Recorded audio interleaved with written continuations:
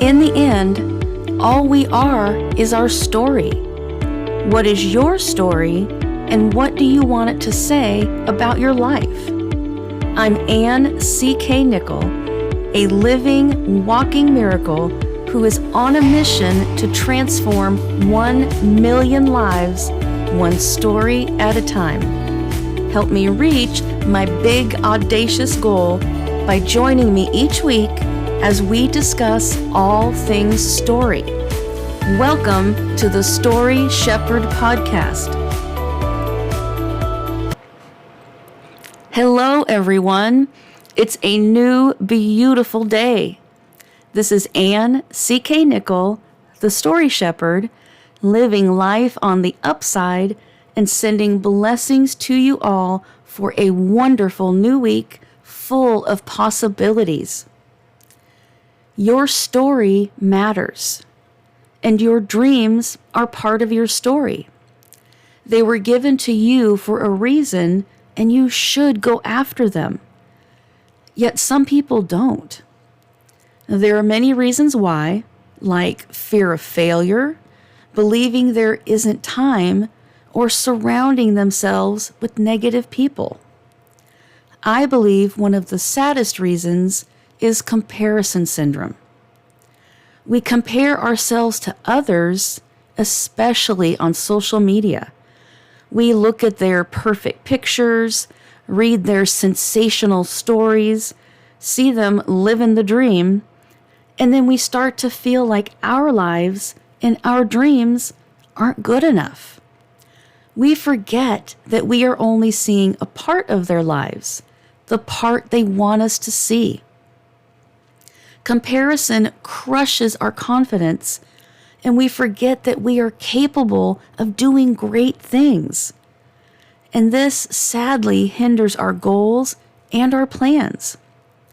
We sit and stew over how we'll never compare to how someone else followed a similar dream, so why bother? It's already been done. We forget that our dream and our way of achieving it doesn't have to look like anyone else's dream. It's our dream for a reason, but we allow that comparison and that fear to take over, and then time, along with our opportunities, passes us by. I did that for years. I had wanted to write since I was old enough to hold a pencil. I loved using my imagination and creating stories that entertained others. And writing gave me a way to express myself. I wanted to learn more about the art of writing, so I studied it.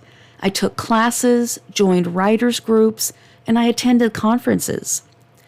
I listened intently to advice from best-selling authors, agents, editors, and publishers. And I admired and envied the lives of some of the greats, like Stephen King, J.K. Rowling, Nora Roberts, and James Patterson. But I then started comparing my writing to theirs. I listened to other writers as they talked about writing the next great American novel, and I started believing that writing and publishing had to be a certain way.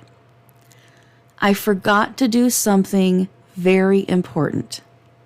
Listen and learn, but then take what works for you and your dream and toss the rest.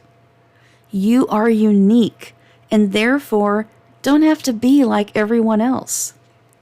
Now, I did write because writing is a big part of who I am, but I didn't fully realize my dream until I had a very close call. I almost died with my dream still in me. And that's a sad way to go through life, allowing our dreams to slip away. Don't allow comparison to crush your confidence. Push aside that doubt and go after your dreams without comparing yourself to anyone else. Here are 5 ways to crush comparison syndrome before it crushes you. Number 1, cut back on social media. Now, I realize this is a tough one, but if you can't stop scrolling and envying everyone else's life instead of your own, you may need to cut back on social media. Try it for a week and focus on your own life, all of your dreams and aspirations. If and when you go back, make it a goal to be on social media no more than 15 minutes a day to catch up with family and friends. Maybe a little longer if you use it for business. Set a timer and stick to it. Number 2, compete with yourself, not others. Did you try something new? Did you accomplish a tough task? Did you achieve a big goal? Or did something make you better than you were yesterday, last month, or even last year? That is the true comparison, and you should be proud of those achievements. Focusing on that will show you what's possible and make you want to achieve even more. Number 3, celebrate your victories. It doesn't matter if it's the tiniest thing that only you noticed. If you did something that made your life better in any way, celebrate it. Have a piece of chocolate or a cupcake. Go out for a nice dinner. Have a massage. Heck, buy yourself a card that says, "Congratulations, you are amazing." Those milestones and celebrations are important. Number 4, celebrate others' victories. It helps to realize that someone, even the one with the perfect highlight reel, could be fighting a battle we know nothing about. They may be showing us the highlights to make themselves feel better. Your encouragement could make a difference in that person's life, and it also helps your mindset by staying positive. Number 5, focus on gratitude. Every morning, write down something you are grateful for in your life. It doesn't have to be big. You may be grateful for a good cup of coffee. Are you grateful for the bed you slept in last night? Are you grateful for the roof over your head? Or for a job that pays the bills? Or are you simply grateful to be alive? Focusing on gratitude removes the comparison, and it can improve your life. Please don't allow comparison to crush your confidence and rob you of your joy. Don't live with regret over what you didn't do.